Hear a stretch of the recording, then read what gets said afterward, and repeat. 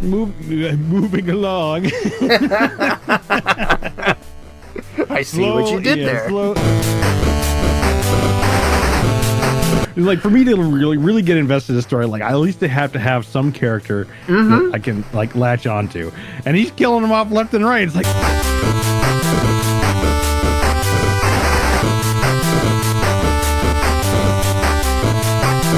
Hey, you guys! Hey, you guys! What's up?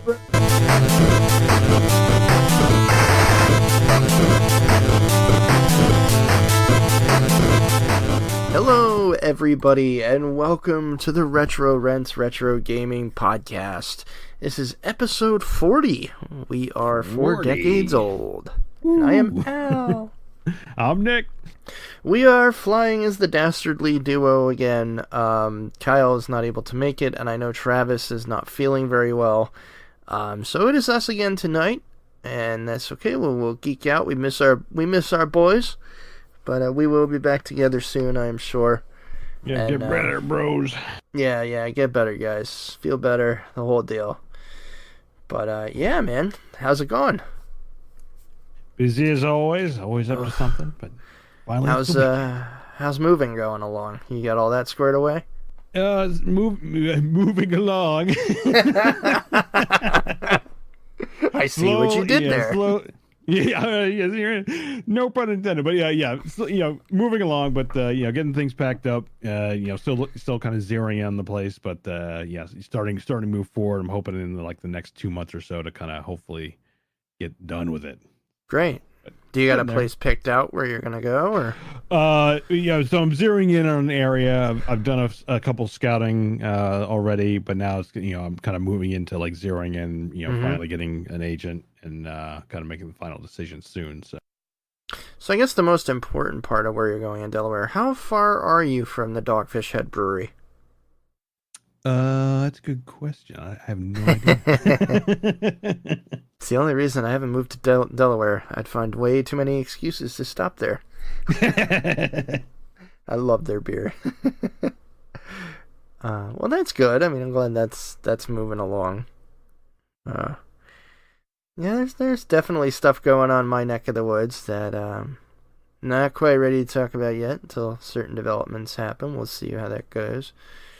Other than that, it's just been spending time with the family, spending time with the wife and kids, and it's kind of fun. Like, my oldest daughter is at a stage now where she's really enjoying video games, and she's hooked on Minecraft. And it's really neat to watch,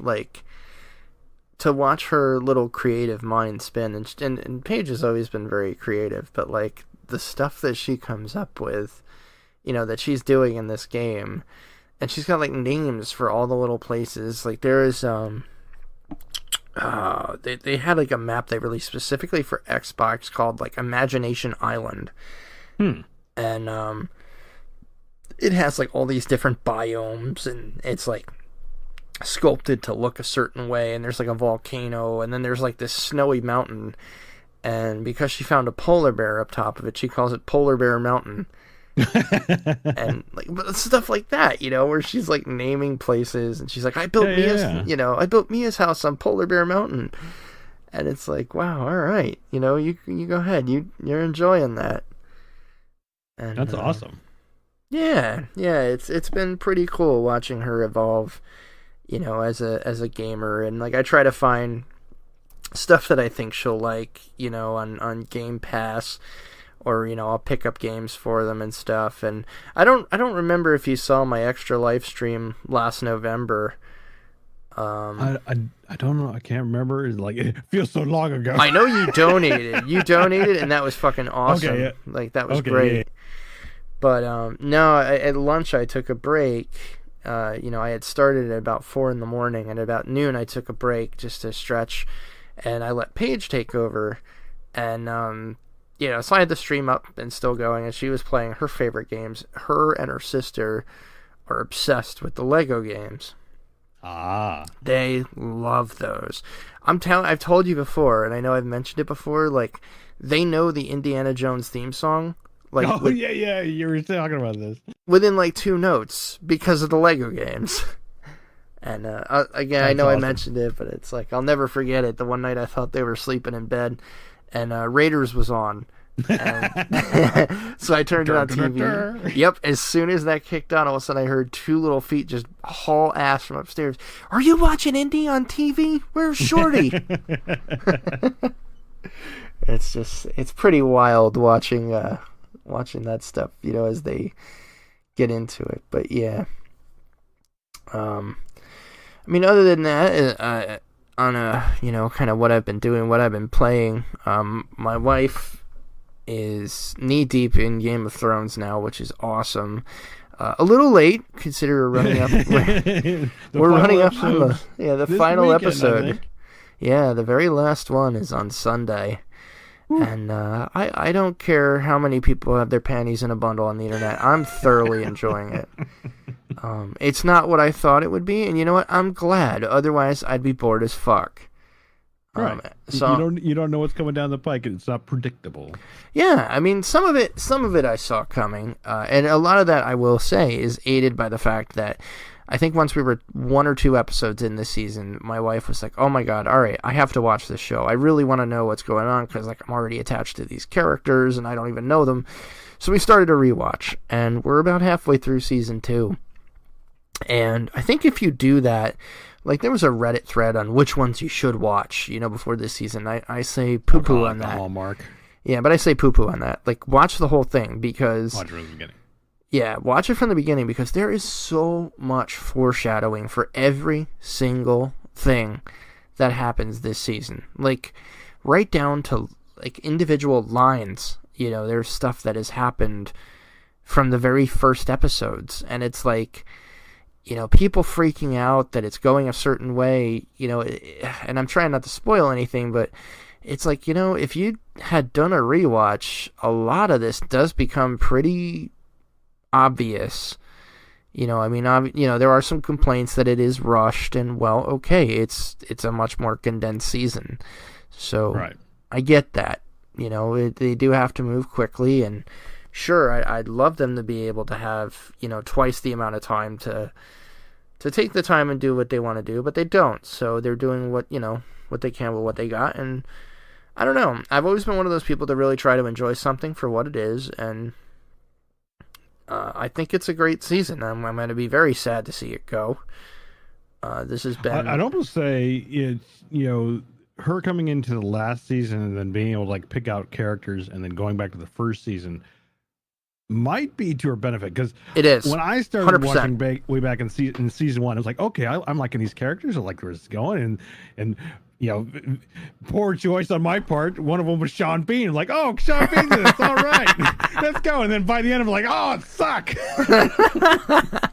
And then like season 2, it's like I forget who I picked then, but it's like they keeps killing him off left and right. It's like, oh man, it's like for me to really get invested in the story, like at least they have to have some character that I can like latch onto, and he's killing him off left and right. It's like, oh damn it. I'll put it to you, like the main character I've been invested in, aside from Sean Bean, because I know we're both I know you and I are both Sean Bean fans. That's right. But yeah, like the main character I've been invested in from episode 1 has always been Tyrion. Mm-hmm. He was my favorite character in the books. So that hasn't let me down yet. Yeah, I think it was around season 3 that I started to not so much like I didn't like it. It's just more like I can't watch this right now because I don't know which person is going to die next. I can't stand it.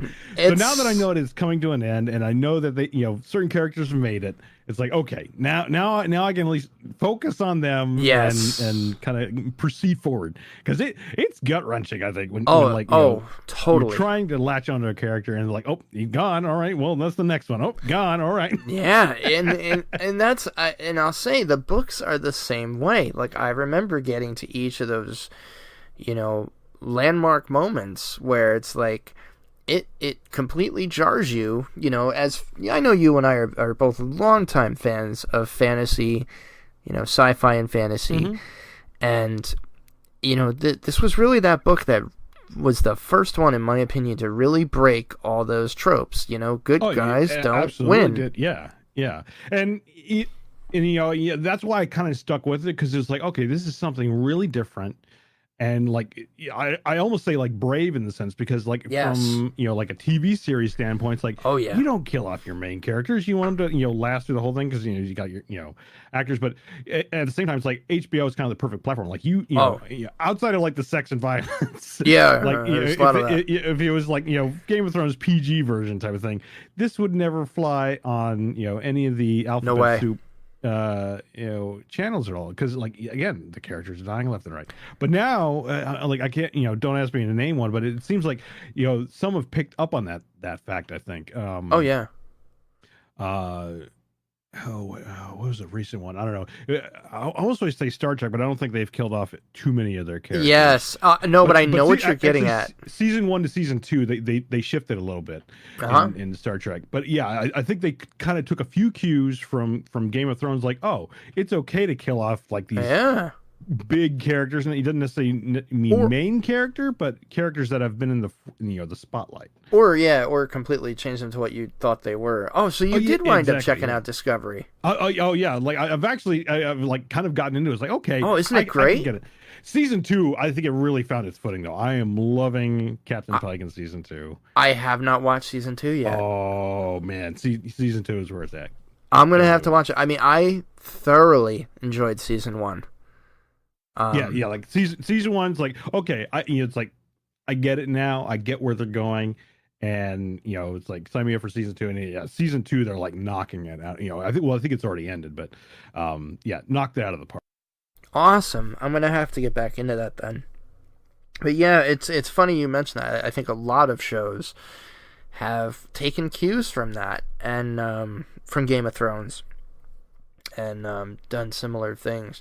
But it's funny, like I said to my, I was sitting with my wife the other night, and we had finished, Sean Bean's penultimate episode, and then we finished the next episode as the finale, because it's been typically in Game of Thrones, they're 10-episode seasons, and season 9 is where like all the shit goes down, and then the last episode is generally the aftermath. And so we get to the end of the first season. She's like, "Oh my god, this goddamn show!" She's like, "I just can't." She's like, "Come on." She's like, "Cue up the next one." And I was like, "Hey, miss, cue up the next one. Just in case you forget, I had to wait a year." yeah, that's the other thing. Now she can just binge to her heart's content, and catch up really. I say really fast, but I mean, it's still a lot of material. Oh sure, but that's what I was going to say to you too. Is like, you kind of have that benefit now where it's like, yes, those unexpected deaths are just wrenching, but you don't have to wait a year to see the aftermath. Like, who's gonna die? Yeah, I think that's what. Yeah, like by season 3, like I was like up to speed, and like I got tired of like I gotta wait like another year to find who dies next. Like no, I can't do this. Yeah, and I think it's a huge credit to the show's merits is that it was a masterpiece, to watch live and have to wait and discuss with your friends for like an entire year where you thought things were going to go.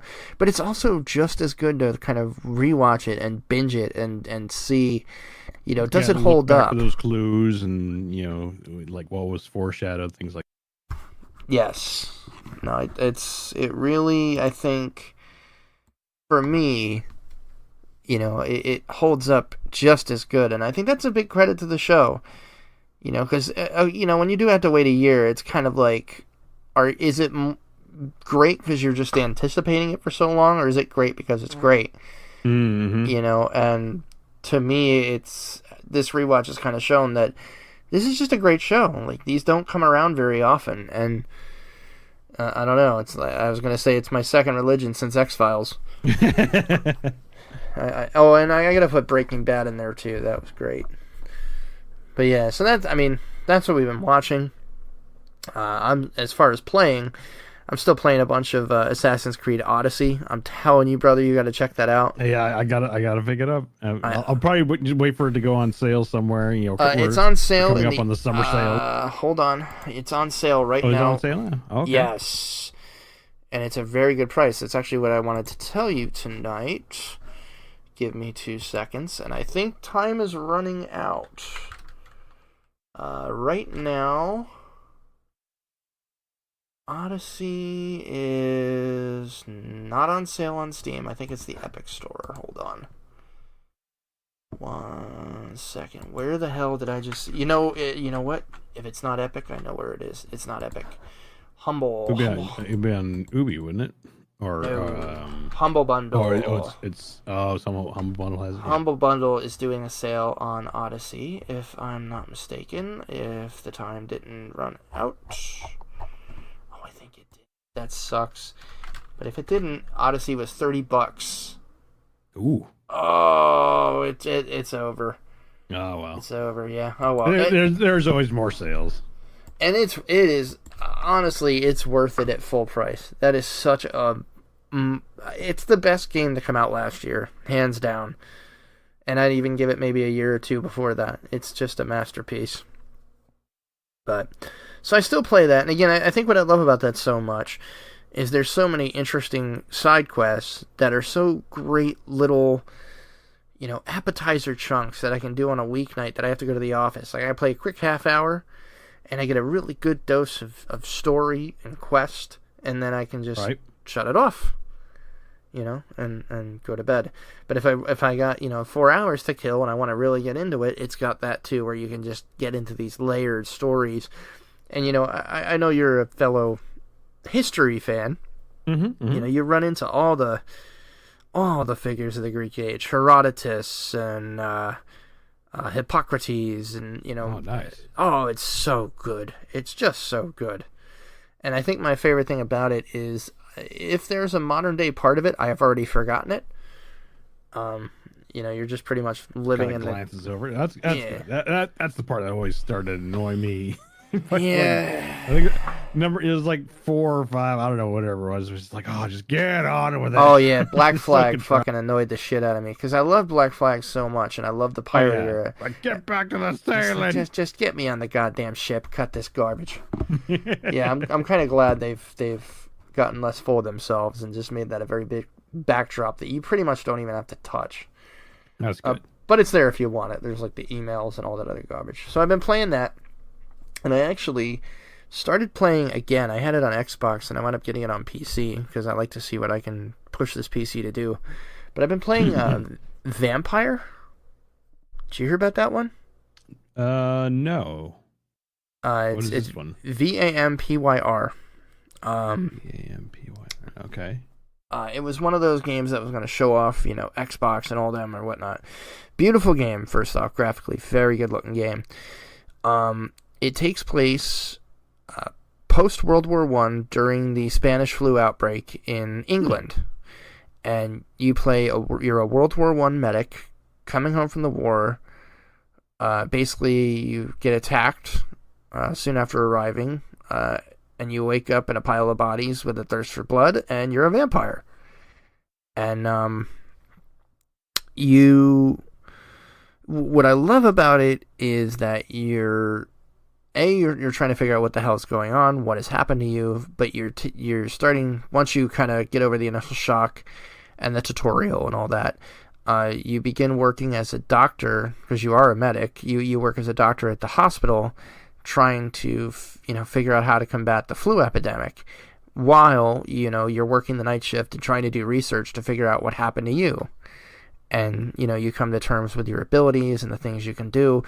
And what I love about this game is every single character in the game, NPC and whatnot, is kind of critical. And you can learn stuff about them. But you can also optionally feed upon them and kill them. Oh. And what's cool about that is you don't have to, and there's other things you can fight, and you get small amounts of experience for fighting, like they're called skulls and other vampires.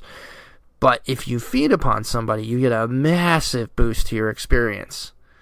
But once you feed upon them, like any story elements or anything that you might have needed to do to learn from them to unlock options with other characters goes away. Like that story thread completely closes. The whole thread. So yeah, it's like, so you can take kind of like the slow drip feed and keep them alive, XP that way, or you can say, I don't, screw it, I need big chunk or whatever. Yeah. And but you miss out on whatever it is. Interesting. Now, Oh, and it's is it possible? Yeah. Okay. So let me back up. Is there like kind of multiple endings or something? And I or believe can so. you Yeah, there are multiple endings.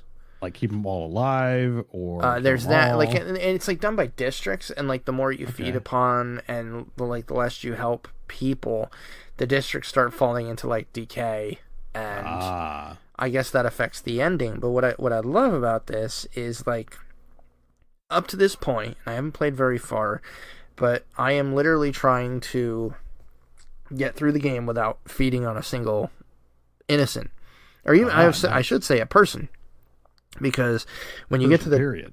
yeah, because when you get to the well, I'm like feeding on other vampires and stuff, but when you get to the point where in the tutorial they show you how you can mesmerize an NPC and then you can take them off somewhere secluded and feed on them. You basically at this point you had stumbled on two people fighting on the docks, and this one guy gets stabbed in the gut, and then he stabs the other guy and throws him in the water, and he's wounded. And it shows you how to do the mesmerize. And it's like, okay, now this person is at your thrall. And you can either, feed upon them for a massive boost of XP, or you can release them. And it's like, if you just go in tutorial mode, you might be tempted just to hit the feast button and go. But I was like, oh, I have the option to release him. So I just released him. But that was supposed to be like your first kill. If you weren't paying, like if you were just going through tutorial, you could have killed that guy, but then you would have lost all potential story thread there. So even the tutorial kind of like gives you. Yeah, it tries to push you a little bit there, but you don't have to. And that's what I love about the game, is it tries to tempt you to do that. That's clever. It is. And like when you meet somebody, you'll open up a screen that shows you like hints you can learn about them, and then you can see their social circle and see all the other NPCs they are related to, or that they know, or that they're friends with, and you can kind of learn about them by talking, in between these NPCs. And it's a very interesting game. The characters and all these NPCs, like, I'm really interested to learn about them, and like I don't want to kill them, so I'm enjoying that aspect of it quite a lot, while I also analyze samples and do everything trying to figure out what's happening to the main character. So Right. I really recommend it. It's very cool. Other than that, I started playing Simon the Sorcerer for our DOS game question. Oh, yeah. I haven't played a LucasArts game in a long time. Playing that off the Internet Archive. Which, I don't know if I told you, but the guy that runs a lot of that, Jeremy Scott. Yeah, the Internet Archive, or Yep. not archive. Yeah, it is archive. Yeah. Yeah, he wants to come on the show. Oh, nice. Yeah, so I told him we'll have to work something out. I would love to talk to him. Absolutely, that'd be awesome. Yeah, his BBS documentary is still one of my favorite things ever. I think you watched that with me at one point. I think so. Yeah. Yeah, but anyway, yeah, we'll definitely talk to Jeremy at some point. But anyway, yeah, I mean, so that's what I've been playing. I highly recommend Vampyr. I mean, granted, I'm maybe 5 hours into it, but it's very interesting.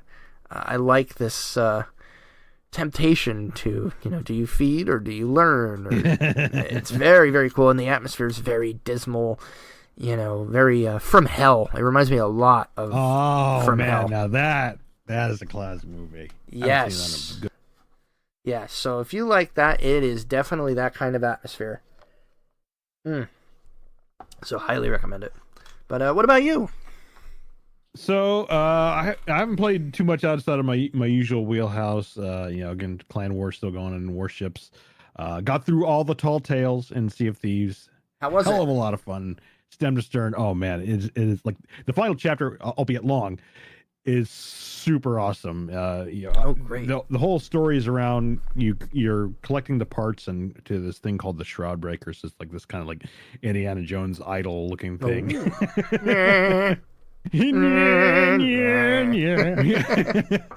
And the whole goal is that it's able, hence its name, Shroud Breaker, is able to allow ships to pass through what the boundary of Sea of Thieves is called the Shroud. Mm-hmm. You pass into it. Normally, your ship will start taking holes literally, and eventually you all die. But the Shroud Breaker allows you to actually pierce it, and this whole quest for what's called the Shores of Gold. This kind of like El Dorado island.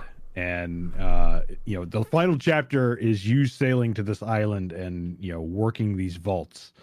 And cool. man, the island is absolutely massive. Like it feels like something out of Treasure Island. It's fantastic. Oh, that's so cool. Absolutely. So that's Sea of Thieves. But outside of that, I've been watching a few more things. So obviously there's the Game of Thrones, but a new series that just popped up, I think about 2 weeks ago. Yeah, this is new. Chernobyl. Ooh, I want to watch that. It's I don't know how many parts. Was it 6 or 10? I don't know. It's kind of like basically it's a mini series. It's going to be one season only. Okay. So don't expect a lot. I mean, there's not much. You can't really tell. There's only so much story there. Yeah, I know exactly. But if just the name alone, if for those of you who might not be familiar, is like Chernobyl was an accident back in 1985, I believe, or was it 84? I don't know. Let's hear. Yeah. Massive nuclear reactor disaster in former Soviet Union, now current day Ukraine. And it was all over the news. And for me, I think it was one of the very first kind of news things that I remember growing up with. Like, same here. It was like all over the TV, and they actually do use some footage of I think it's like Dan Rather or something at the time. Oh wow. And for me, I've always had this bizarre, morbid fascination with it, I guess, because of it. Oh, me too. Yeah, and I think it's for the same reason you just said. It's one of the earliest, like, breaking news events that I can remember from a young age. Basically, if you're a child of the '80s, type of thing, or lived through the '80s, like that was the big news. I mean, oh yeah, it wasn't 9/11. It wasn't a terrorist attack. It was just an accident in of itself. But it's on that scale of like this is something world shattering and changing. But anyway, so it's a series about that. The first episode basically picks up right with the accident. There's no like preamble to it at all. Stars Jared Harris, Stellan Skarsgård. Okay.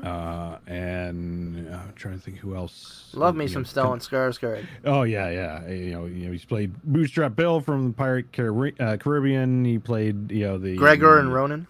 Gregor and Ronan, yep, and he's the sub captain in Red October. That was like one of his early roles, but you ignorant ass, you've killed us. You killed us. And then Jared Harris, he's kind of like I'm starting to become a big fan of his more recently. I think the first time I saw him or recognized him was in Game of Shadows from Sherlock Holmes with Robert Downey Jr. Who was he in that? He played Moriarty. Oh, did he really? Yes. I loved him in that. Yeah, so there's that. The last year he was in The Terror. Absolutely. Another awesome series around the Franklin expedition to the Arctic. That one, another I wanted kind to of see disaster. that. Highly, yeah. If you can see it, like it was on AMC. I don't know if it's still on their streaming service at all. But highly recommend. Again, another it was only one season, but man, was it good. Yeah, I remember you talking about that now.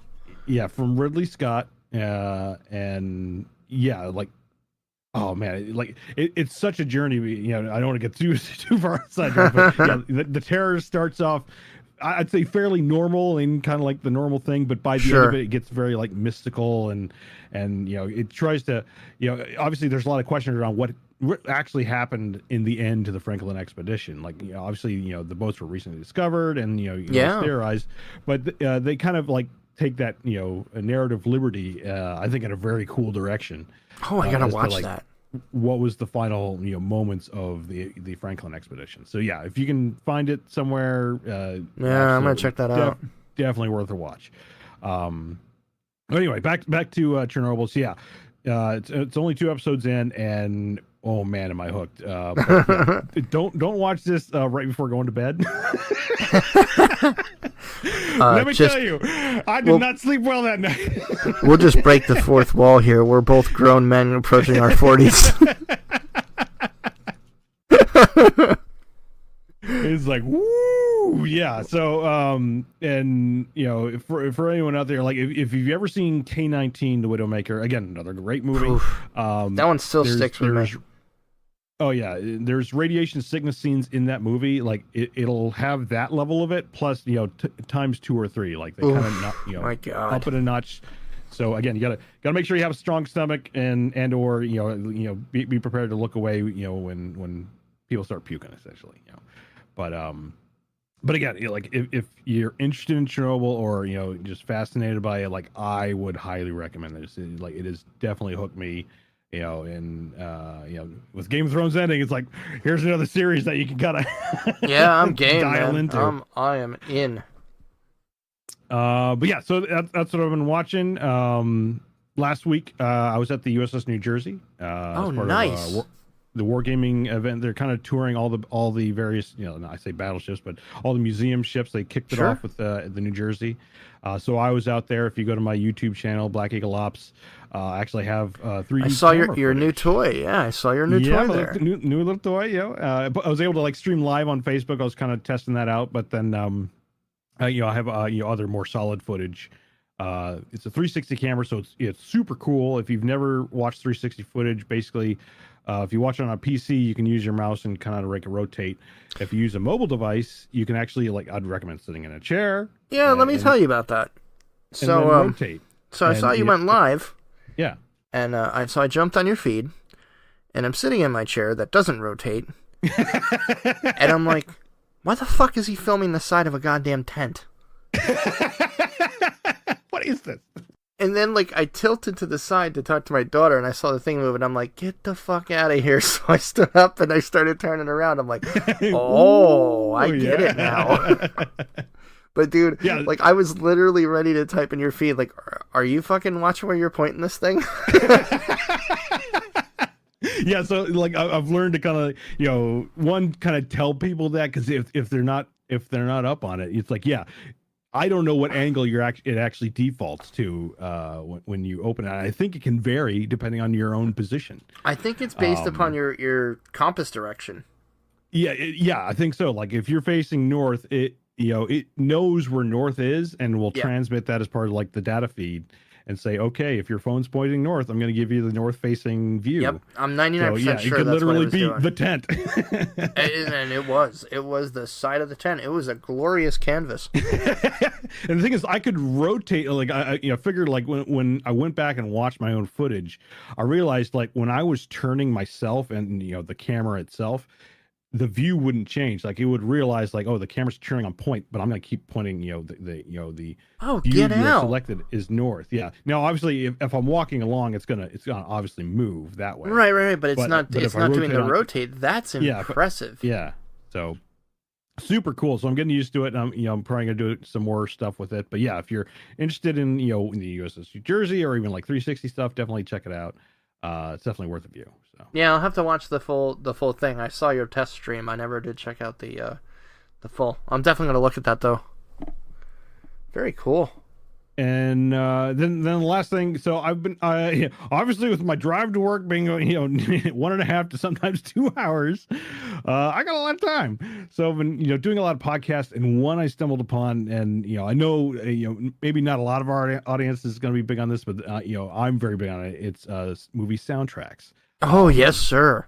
And there's a podcast out there called Score the Podcast, and it's Matt Schrader and Robert. I can't remember the guy's last name. But basically, they're industry professionals, and they've been going around interviewing composers in their studios. Oh my God! And it is so insightful into the soundtrack making process of the movies. If you're a fan of that, then definitely worth listening to. I think they're in season 2 now.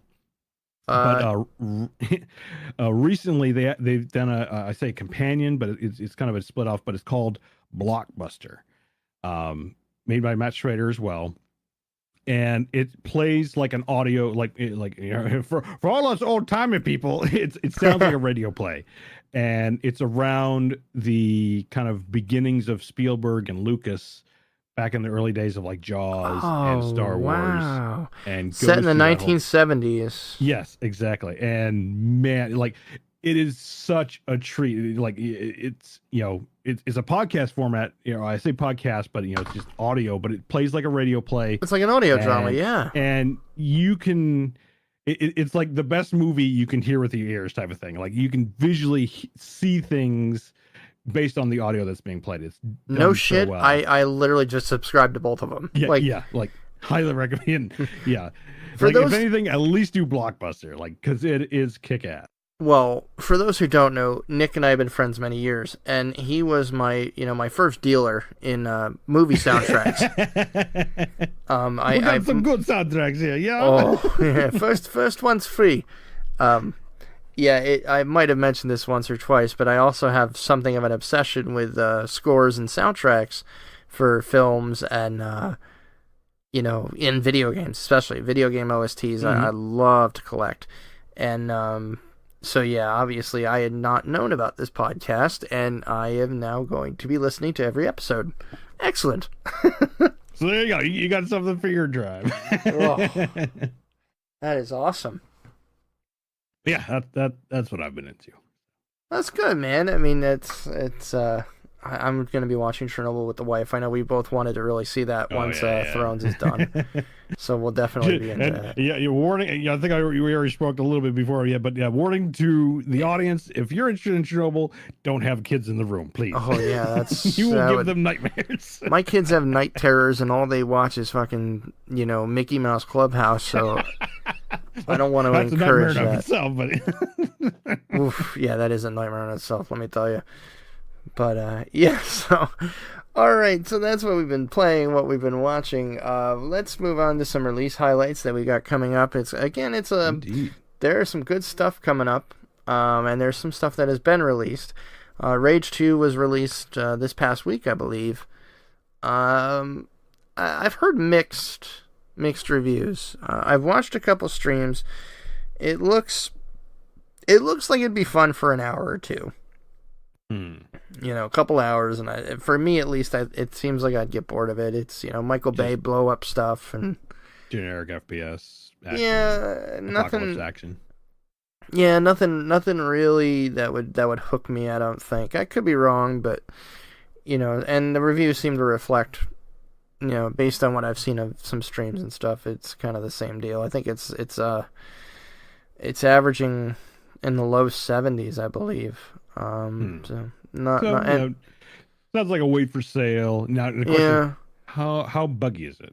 We are talking Bethesda here. Yeah, and that's the other thing. I've heard there's definitely bugs, and the user scores are even lower. I mean, the critic scores are in the low 70s. User scores, I think, are averaging like 6.5. So yeah, I'll wait on that one. One that I am interested in, though, and I haven't played much, or I haven't looked at anything of it really, is called The Plague Tale. And that came out this week. That's gotten good reviews. It's high 80s in Metacritic. User reviews are about the same, so it's looking like, critics and players are kind of on the same tear with this one. And I didn't look into too much of the story. It sounds interesting. It looks interesting, and I'll have to definitely check it out eventually. But unfortunately, pretty much all my gaming time is going to be taken up by the next title, which is next week, and that is Total War 3 Kingdoms. Oh, yeah. Oh, yes. Again, I'm a huge addict to the Total War series, and I love the Romance of the Three Kingdoms period. And just to tide myself over between this week and next, I'll be watching Red Cliff. And getting into the spirit of the Three Kingdoms War. Mm-hmm. But yeah, so I've pre-ordered that. I can't wait. I'm looking so forward to playing it. And a surprise this week, I did not know this was coming out. Did not know it was being worked on.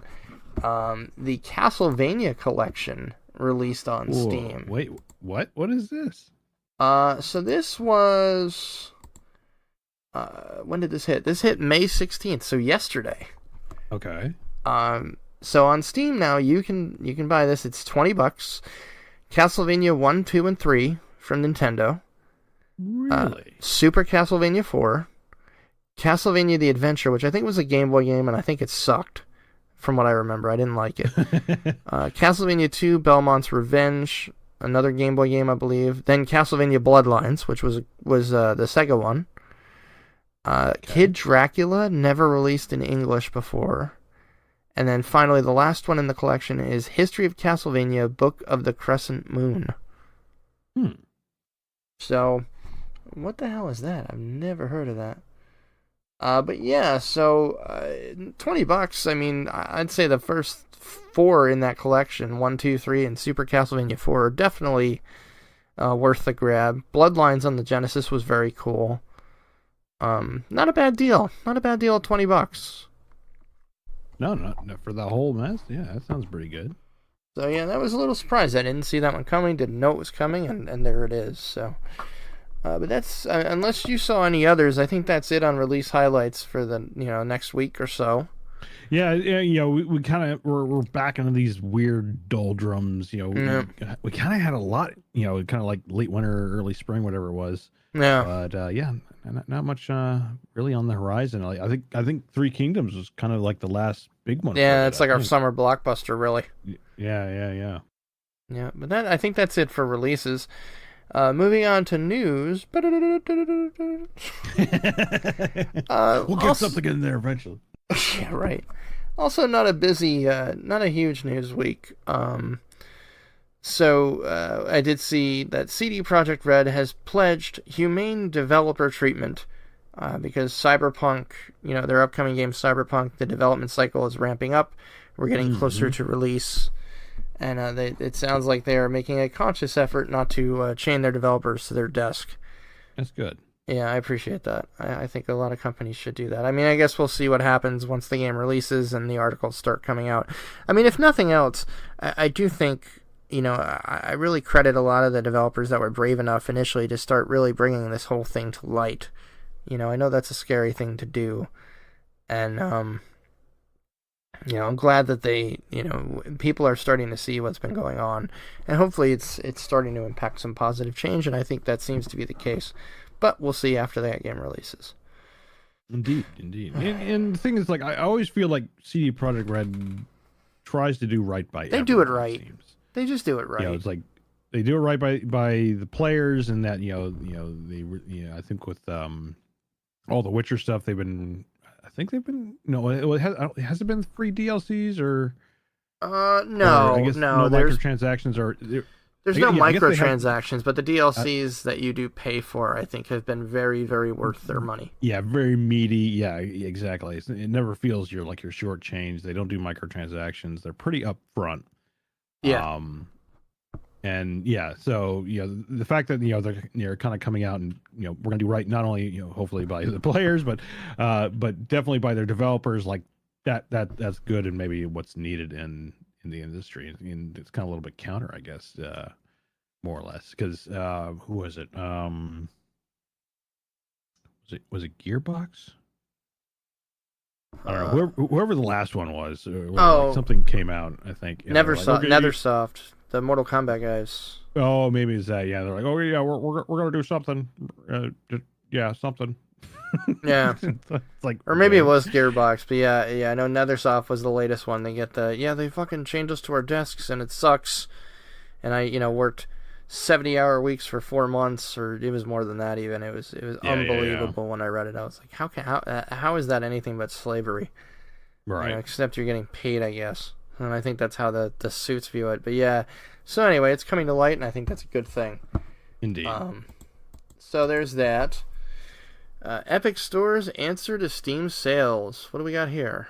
Yeah, so they've already started. It's best be described as a summer sale. So they're doing a lot of $10 off anything over, I think, $15. So if you're not averse to the Epic Store, it's a good time to kind of pick up games. Get a nice little $10 off anything. So and there's some that are up to 75% off.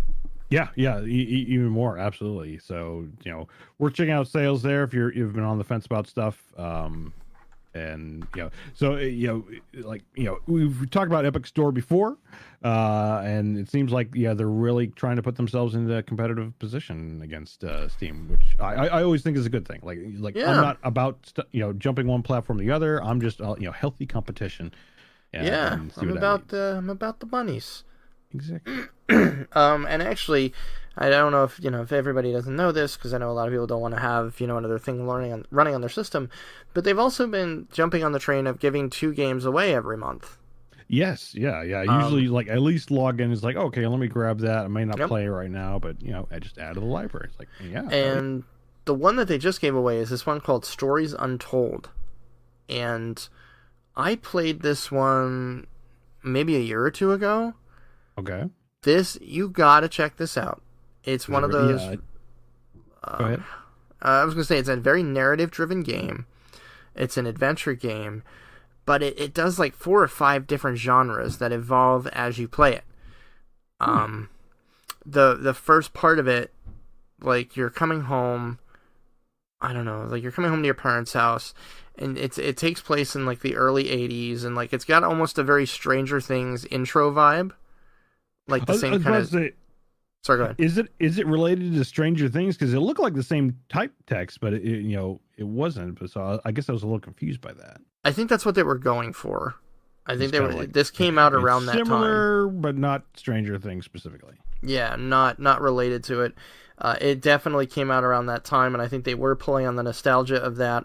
But I think they did it right. And like the first part of the game, just to give you an idea, like you're coming home to your parents' house, and you go up to your old computer, and you're basically like you put a cartridge. It's a tape computer. Cartridge tapes, and you basically hook in the equivalent of Mystery House, which is a very old adventure game, and then it like goes nuts from there, and it's very cool. It's a very, very fun little jaunt that kind of starts there, and there's like 5 different chapters, I believe. I had a lot of fun with this one, and it's free. I mean, it's a great little, like, if we hang up here when we're done, you could probably finish it in a couple hours, and you'll have a blast with it. It's just a fun experience. Nice. Yeah, I did pick it up as because I think they do it monthly, but yeah. There's 2 a month. Coming up next week is going to be Rime, Rime, Okay. That'll be free as of next week. I've never played it, but it looks neat. But yeah, Stories Untold, very, very cool. It's definitely worth checking out. So yeah, I think Epic Store is definitely turning out to be what we thought it would, and that's the healthy competition. There's good sales. There's more opportunities for free games. So it's cool to see. Next one is yours too, I believe. Yeah, so obviously it's been on my radar since E3 last year. This is from Ubisoft, Skull and Bones. So this is obviously built off of the Assassin's Creed 4 Black Flag, using the same engine and or at least looks the same. I hope it's not the same controls. I think they did some slight improvements, but it's going to be exclusively a pyro game, but it kind of that third person, but yeah, kind of. I'm just hoping they use the Odyssey or Origins controls, because man, trying to go back to those previous Assassin's Creed games controls is a nightmare. Yeah, it wouldn't surprise me if that's the case. I mean, that they would just like up the tech to that. Yeah, I think it would be a misstep. It's like when I first saw, it was like, it looks like Black Side, because I think Odyssey was just around the corner, so they hadn't quite released it yet. So the fact that we got Odyssey has sailing stuff, like I wouldn't be surprised if they kind of use that. Yeah, fair enough. But yeah, it's just supposed to come out, I think, later this year, but now delayed to 2020. So it's like, another thing to wait for. So hopefully it's it's for the good. Hopefully, again, to the they didn't say specifically anything about developers, but hopefully it means that developers just have more time to actually build the thing. Build it right, and release a solid product. Yeah, I'm all about pushing it back for good cause. The next item on our news, spoiler alert, I saw it, didn't know what it was, and Nick kind of pointed me in the right direction. But there has been a fan film project, a reimagining of Scene 38 in Episode 4 of Star Wars, which is it's a re-edit of the classic fight between Obi-Wan and Darth Vader. Holy crap. Absolutely awesome. And I mean, for all us old school, or if you recently watched it, it's like if you go back and watch it now compared to like, episode 1 with like the Darth Maul fight, like it Yeah. is super slow. But again, Oh, this is back in the 1970s, so this is what they were working with. But yeah, this team like went in, they I don't know how they did it. I don't know how they did it. Movie magic, because they have like Alec Guinness face everywhere, and it's like, man, Oh, it's so good. but they kind of reimagine and like up it, and like if you watch it, you can actually see, I think, a little bit of the fighting techniques. They even kind of use that kind of stunt mechanism, or not mechanism, but those fighting techniques So good. from like episode 3, and their fighting styles of the prequel Obi-Wan, and even Vader for that matter. Oh yeah. And man, is like just like YouTube Star Wars SC38. Yeah, SC38. It's about 6 minutes. It kind of interlaces a little bit, kind of gives you a little pretext of like, okay, this is where specifically where that scene's at in the movie. And then they go to town, and oh man, is it man. they kind of use voicing from like all the I say the kind of the classic trilogy and original trilogy, or not original trilogy, classic trilogy and the prequel trilogy. Yeah. And fill in the gaps a little bit. But it's all about the fight, though, and man, is it a treat! Totally, like, these guys did a fantastic job. Totally worth the watch. Like, I can't recommend it enough. 6 minutes of just like, oh man, that was awesome. Very, very good. So that's pretty much it on the news. At this point, we normally go to the Save Point Game of the Month, and I haven't chosen a new one pretty specifically because that's Kyle's bag, and I'd like to wait until we have Kyle back on the show to officially kind of kick off our next Game of the Month. So we're just kind of leaving that there for now. But what we will do is move on to our question of the bye week this week. And this one, Kyle did come up with, or Travis came up with, I believe, now that I think about it. And it was, what's your favorite DOS game? As in MS-DOS, for those who don't know, it's what PCs ran on before Windows came about. What is your favorite DOS game that no one's ever heard of? And we had, we put out our voicemail line for people to call at 610-810-1654. We do have a couple voicemails in response to this, and then we do have a Twitter response. And I'll actually start on the Twitter responses first, and then we'll head over to the voicemails, and then Nick and I will give you our take. The first Twitter response came from Bacon Wrangler, at _Bacon Wrangler _ The Cosmic Balance 1 and 2 by SSI, Strategic Simulations Incorporated. They combined together to play the Strategic 4X and fight the space battles, simultaneously executed 10-second turns with ships you designed. Could play 1 or 2 players. I loved the SSI games. I have never heard of these. Did you? No, it's the first time I've heard of it. And other SSI games that people might recognize more, like the D&D Gold Box games, like Champions of Krynn, Death Knights of Krynn, Dark Queen of Krynn, Pool of Radiance, Heroes of the Lance, all those. I played all those. I never knew they made these 2 games, Cosmic Balance 1 and 2. So I thank you, Bacon Wrangler. I am going to be checking those out. I'm actually really excited about that. I loved the old SSI games. And those are 2 I had never heard of. The next comes from our pal Jeremy, aka Hoodie Ninja from the Bad Fodder Figures.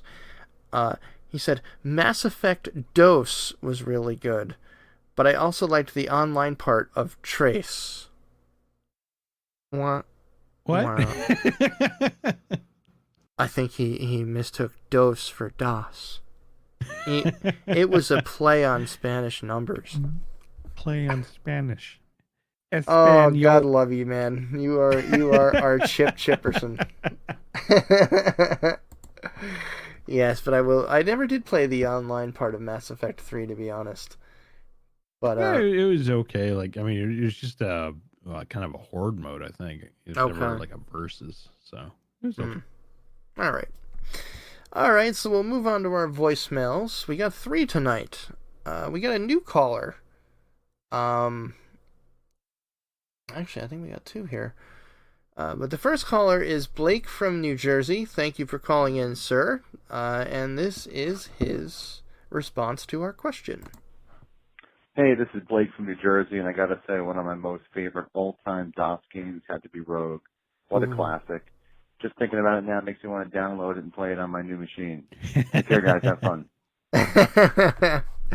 I couldn't agree more. I still dig out classic Rogue, and I still play it and usually die pretty early. So, for those who don't know, I mean, that is the original, like all the, games you see today that are roguelikes or roguelite. They're all based off the principles of Rogue, which was, this procedurally generated permadeath. You die once, it's over, your game's over, you lose your character, the whole deal.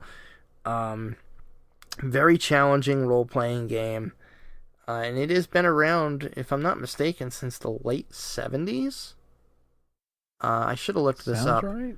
But it's an old game. It's a classic, and it has been around for a very long time. So I couldn't agree more. It's a great one, and it's one of those.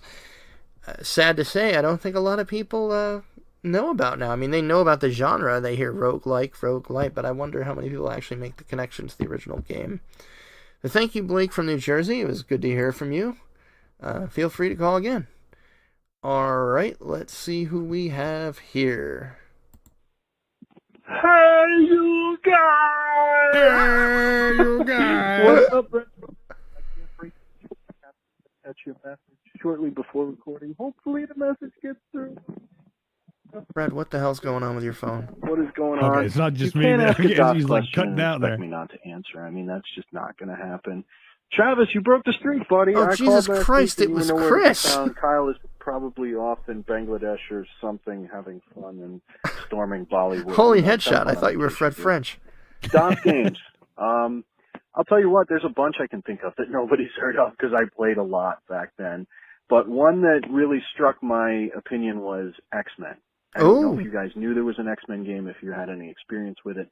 But it was kind of like a puzzle game where you had to use the different characters' abilities to progress through the story. It wasn't a complete beat-em-up.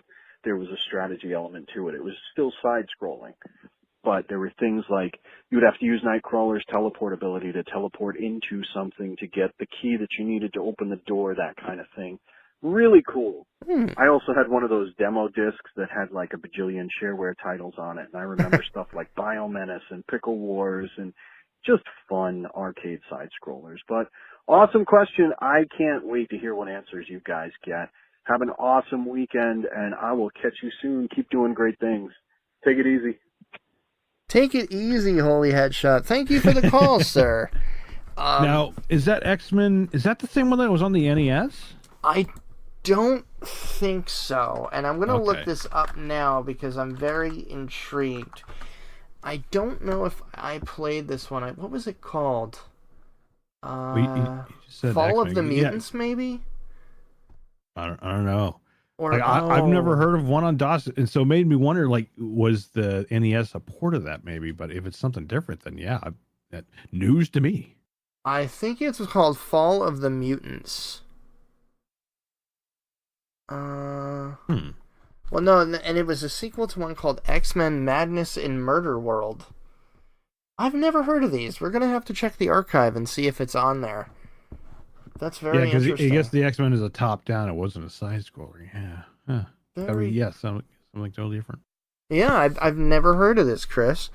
So thank you for calling in with this one. I'm definitely going to have to check it out.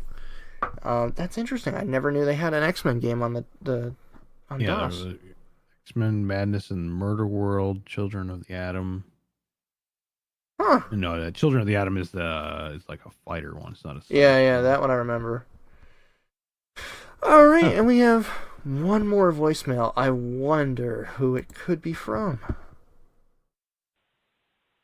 Gentlemen, what is up, gentlemen? What is there up? He is. Yes, I'm still alive. I did get carried away, carried off there. Yeah, I did have to report for jury duty, that's for sure. Seemed like it, though, I know. So I missed the show. Right, 2. So, okay, 3. Well, if we really want to count, maybe 4, I don't know. Well, who's really counting anyhow, right? I mean, the show goes on, these guys did a great job carrying on the show without me, and of course you would. But anyway, I'm back to help support the show, so here I am. It's better now. Right. All right, let's get the question, even though it's not going to be very good because, well, I have a dirty secret, gentlemen. I have a very dirty secret. I really never played many DOS games at all. I started on the Atari 2600, and then I went from that to the NES, and then to the Super, to the N, and on beyond and on. And I haven't really, I never really got into computer games much. The computer games just never really jived with me. I did play Doom on the old PC. I did indeed play the original Doom. I don't know if that counts, but that's absolutely. Heard of that. But Mm-hmm. yeah, I really don't have much for your question. I apologize on that. But I brought my own question, as I like to do sometimes. So it's an easy question. It's a good question. I think it's a good one. So here we go. With summer right at the doorstep here knocking, I'm just wondering if you gentlemen are like me and like feel bad when you're sitting inside your house on a summer day when it's beautiful out and you're playing a game, because you really want to play the game. I mean, there's games that have to be played. There's games that are awesome. And you clear out some time and you're like, I could play it, and you're sitting there playing and you look out and you're like, it is just such a nice day outside. I really shouldn't be in here playing this game. And it just, 9 out of 10 times I end up putting the game down and going outside because, when winter's here, you can't do that. And I do indeed hate winter. Yes, I'm talking to you, Captain Mike. Shout out to you there in your winter time. Like, I can't stand winter. So, I'm just curious if you guys feel the same way, or does it not bother you? Just like, hey, I'm here to game, and I'm going to game no matter what it is outside. As for me, I don't know. I have a hard time. I look out that window and I'm like, yeah, I should really be out there enjoying myself. And that's usually what I do. So, I'm curious to hear what you guys have to say about that. It feels good to be back calling in. Shout out to everyone on the show. Glad everyone's doing great. And, as always, gentlemen, as always. Oh yeah, voice is breaking up. Well, I'll touch here. Arrivederci. Arrivederci, Fred. It doesn't say Arrivederci this time. It says, I don't touch him, or even dirty. God, I love Google Translate. That's a hell of a translate. No shit. So as far as Fred's question, in my case, not a bit. No, I'm kidding. Obviously, with kids now, I do like to get outside with them and enjoy the sun, especially after the winters we've had here in the past 2 years. I have also grown to dislike the cold, but I found a happy medium, at least for console gaming, ever since Windows 10 allows you to stream your Xbox. I take my little laptop out to the back porch and I could stream my Xbox to it and play games out there and enjoy the sun at the same time. Happy compromise there. There you go. And what about you, Nick? Do you feel bad? A little bit. I mean, the thing is, I've been recently doing a lot of walking. I've been losing weight because of it, and so now I've gotten into the routine of assuming it's not blisteringly hot out. If we're talking like midsummer, then it's like, okay, I'm staying inside because it's way too hot. Yep. Give me the AC. But no, if it's a really good day, usually I actually do make it a point to like get outside, do some hiking, and then I'll come back in the evening time when it's like, okay, when my legs are tired, then I'll sit down, relax, enjoy the game, and kind of space out when I do it. So no, that's fair, and that's kind of the same with me as well. I need to do more walking though. So I'll get on that. But so what about you? What is your favorite DOS game that other people may not have heard of? So, I mean, most of the DOS games I played were pretty mainstream. I don't think I played any obscure ones. Some of my favorites though were like XCOM Terror from the Deep, which was the second one. I'm trying to think of there was like the Flight Simulator, Silent Service, the Doom and Quake, and I don't think Half-Life was actually Windows 95. I think by that point. Yeah. I think at that point we were moving away from DOS. Yeah. I'm trying to think. It's like most of it. Strangely enough, it was all mainstream. It was never anything really obscure. Huh. I think for me, it was kind of mainstream at the time, but I don't think a lot of people have heard of it today. It's a game called Betrayal at Krondor. It was an RPG. Okay, it was an RPG released by Sierra, based upon a book series called The Rift War Saga by Raymond Feist. He was kind of and he's still around. He's still writing. He was an epic fantasy writer. It was more digestible than like the Lord of the Rings books. It was a little bit easier to get into, but they're fantastic books. If you've never read the Rift War Saga, I cannot recommend it enough. The first books in the series are Magician. I think the latest version split Magician into 2 novels because it was very big. So it's Magician Apprentice and Magician Master. Then Silverthorn, and then finally A Darkness at Sethanon. But what made the book so great is he really has another very richly detailed world, awesome characters, and he worked with Sierra to bring it to a game. And the game takes place midway between 2 of the novels. And it is a fantastic little role-playing game. Very original. The system was made from the ground up specifically for that game. It's a tactical combat screen, a grid combat screen where you move your characters to get them into position, and then execute abilities, spells, and all that. And then there's you can go to taverns, and you can practice your loot abilities, and you can earn extra money by, being the bard for the night. Very, very interesting game for its time. Very richly written story.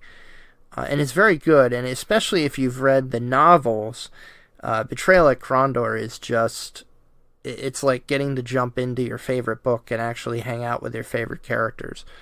Nice. Yeah, it's been, but the best thing about it is you don't have to know anything about the books, and you can just pick it up and buy it and still have a lot of fun with it. It's a really, like I said, very nicely detailed world. I mean, the graphics are primitive in today's standards, but at the time they were really something special. And you can get right into it. You'll appreciate the characters, you'll appreciate the story, and full disclosure, when I had played the game for the first time, I had never heard of the books. And when I had realized that it was based off a book series, that's what actually spurred me to go out and get the first book, and I was completely hooked. And then it just made the game that much more enjoyable. So, yeah, so that was Betrayal at Krondor. Technically, I think that was made by Dynamix, who were a division of Sierra, or a subsidiary, I believe. Okay. Or Dynamics, or whatever. So yeah, I highly recommend it. It's one of my favorites to this day, and I still play it on occasion. I think I even streamed it one night not too long ago. But yeah, check out Betrayal at Krondor. Will do. Yeah. I think other than that, that will bring us to the end here. Another fun episode 40. We'll go into our conclusions and shout-outs and all that fun stuff. Nick, anything you want to promote or anybody you want to shout out? I don't care. Go ahead. Mike's yours.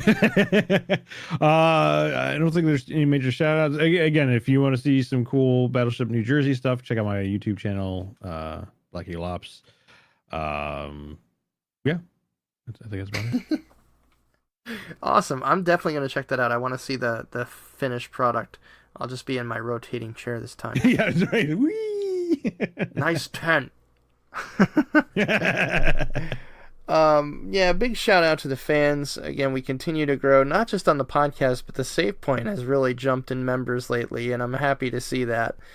So we are growing in the Save Point as well. Big shout out to our pals at the Everyday Gamers. They just did an episode recently. So, shout out to AZ Rockslide, shout out to Jason. If you haven't heard the Everyday Gamers, highly recommend them. They're a great podcast. Check them out. They're very family friendly, unlike this one, because I have a tendency to drop F-bombs every other sentence. I apologize. It's just who I am. And that's how that is. Also, a big shout out to my fellow potty mouths, the Bad Fodder Figures. Love those guys. They do such a great show every week. So check them out. Now, normally, this hurts. Normally, this is the spot where I shout out the future monkeys. And I unfortunately, and this is how much I love you, Los, I'm actually just going to strike through the font. I'm not going to delete it entirely so that you're always remembered. But the future monkeys did have their final episode last week. They are officially hanging up the boxing gloves. Beardy and Los and Scari are calling it a day for the future monkeys. Totally understand, and it's not feeling it anymore, but I really loved what they did. I thought they were really, really fun to listen to.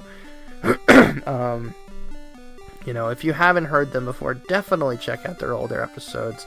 There's very interesting. Lois is a very interesting guy. Beardy was interesting. I mean, they're all great people, and every show they did was entertaining, and I am sad to see them go, but obviously, we very much understand, and I wish you guys the best. I hope, Los, I know you're not one to sit on your laurels, so I can't wait to see what your next project might be, and you're already trying to tempt me into getting into Lego builds, and I'll tell you, he does some beautiful Lego builds. Did you go to Brickfest at all? I don't know. Los, do you go to Brickfest? Let us know on Twitter, because Nick goes every year. Yeah, but just beginning of April this year. But, yeah, awesome. I saw your pictures. That was incredible. That was really neat. So yeah, I might be getting into that. Something to do with the kids, and it looks like it'd be a lot of fun. But yes, rest in peace, future monkeys. We love you guys. Finally, if you want to get in touch with us, the aforementioned Save Point is our book club for games, so to speak, and you can get there at tiny.cc/savepoint. Check it out, and come hang out and talk games with us.